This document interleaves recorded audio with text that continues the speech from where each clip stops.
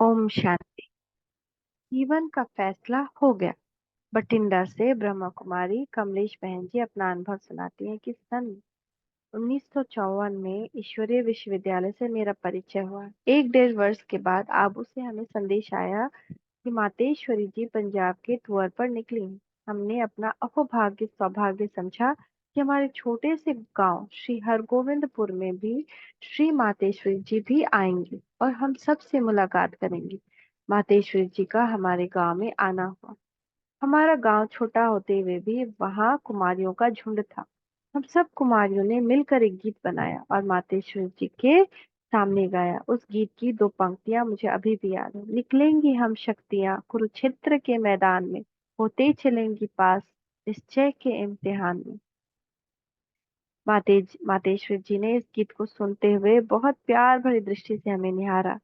जब उन्होंने मधुर ज्ञान सितार बजाई, उसमें यही कहा कि अगर ऐसी शिव की शक्तियां मैदान में उतरे तो बाबा का नाम बाला कर सकते हैं। मातेश्वरी जी के ये बोल सुनकर हमारा इरादा और पक्का हो गया। उस समय मैं 9वीं क्लास में पढ़ रही थी। 2 साल बाद मैं आगे की पढ़ाई के लिए चंडीगढ़ गई। उस समय वहां सेवा केंद्र नहीं था। एक बार मुझे पत्र आया कि मातेश्वरी जी अब पंजाब टूर पर आएंगी, तब चंडीगढ़ यूनिवर्सिटी के क्षेत्र में रुकेंगी। परंतु मुझे यह पता नहीं था कि मातेश्वरी किसके निमंत्रण पर कहाँ ठहरेंगी। फिर भी मैंने उस घर को ढूंढने का प्रयास किया, परंतु नहीं मिला। फिर जो पता मिला था उसके आधार पर मैंने एक पत्र लिखा कि अगर ये पत्र आपको मिले तो आप मेरे को फलाने पते पर सूचित करें कि मातेश्वरी किस दिन आएंगी। वह पत्र उनको मिल गया।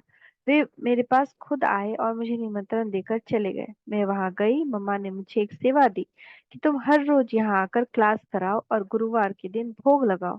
मैं लौकिक पढ़ाई करते हुए भी समय निकालकर बाबा की सेवा करते रही। फिर चंडीगढ़ में सन 1960 में सेवा केंद्र स्थापित हुआ।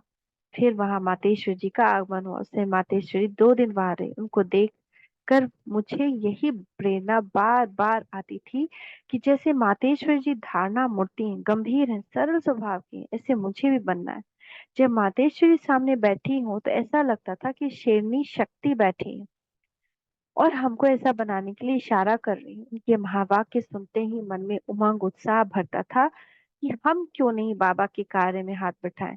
लौकिक पढ़ाई के समय बीच बीच में मुझे मातेश्वर जी के पत्र आते थे। उनमें वे लिखती थी, बच्ची तुम सेनी शक्ति हो, कैसे भी परिस्थिति आए तुम्हें डरना नहीं, पास होना है। तुम्हें एक बल एक भरोसे के निश्चय के बल से उन परीक्षाओं में पास होना है।